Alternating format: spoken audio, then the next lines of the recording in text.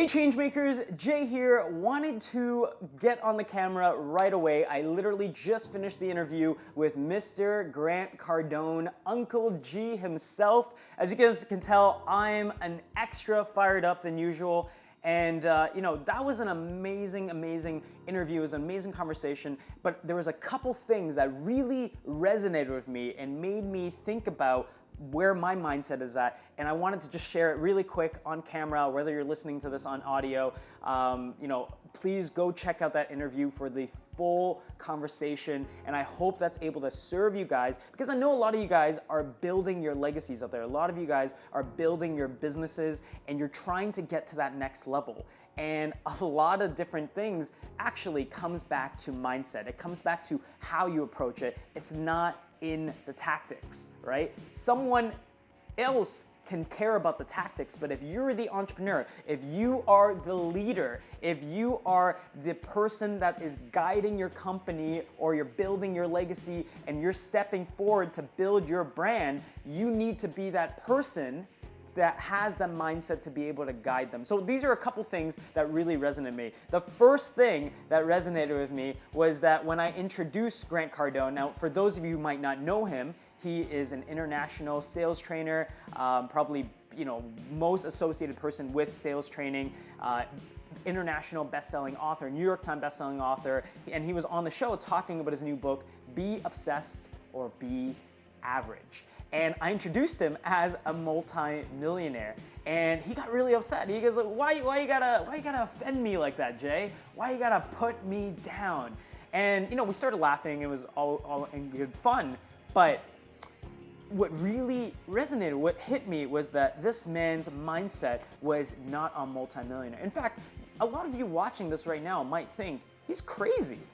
Multi-million dollars, I can go retire, I can finally do the things that I really want to do. It's a lot of money, right? And it might be a lot of money from where you're standing, and it might be a lot of money from where you are today. But his mindset is on multi-million dollars. It's on the $1 billion. It's probably on the $1 trillion.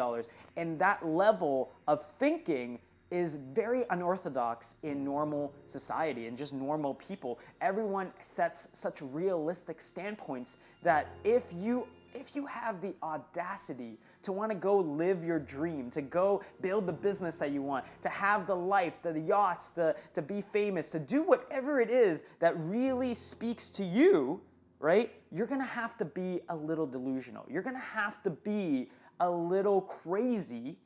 And for that to happen, you can't set realistic standards. So I know Grant Cardone might not be everyone's cup of tea, but his mindset, I think, is something that we can all learn from, that we can all implement in our lives, in our businesses. So that was the first one. Don't ever call that man a multimillionaire. You better come prepared and have a bigger mindset, right? And this can, if this is offending you or if this is not necessarily landing with you, I would really encourage you to look at how big are you thinking, or are you playing too small, right? I made this video a long time ago. Are you playing not to lose, or are you playing to win? Because the person who is playing to win, they're looking ahead. They're looking at the future, and they're not looking at what they don't have or what is lacking or what's going on with them today. They're looking at what can be, the possibility. So focus on that. And so that is number one, was that massive mindset.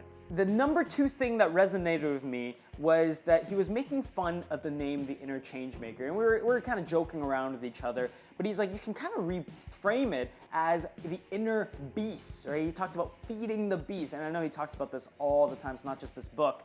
And feeding the beast really just means you gotta tackle things head on. You gotta go face the beast, whatever it is for yourself, limiting belief, an obstacle, an argument, whatever it is, you gotta face the beast head on.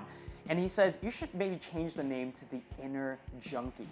And I thought that was kind of a weird statement, and maybe you're listening to this, you're like, oh, man, did that offend you? Like, how does that land for you, right? And the inner junkie, if you think about a junkie, they're addicted. They're addicted to whatever their high is, right? Typically, when you refer to a junkie, it's a negative connotation. It means that there's a certain drug involved in their lifestyle, right? That they're addicted to, right? But what if we channel that energy into things that are really great for us, right? What if we start operating at that obsessive level, just like a junkie would if you took away whatever their high is, if you took away their drug, right? What if we started operating at that level where we became obsessed with our own artistry? We became obsessed about creating the best type of level content out there. We became obsessed about reaching out and impact. We became obsessed about our message and our story and how that can have a deeper level of inspiration and impact for the world.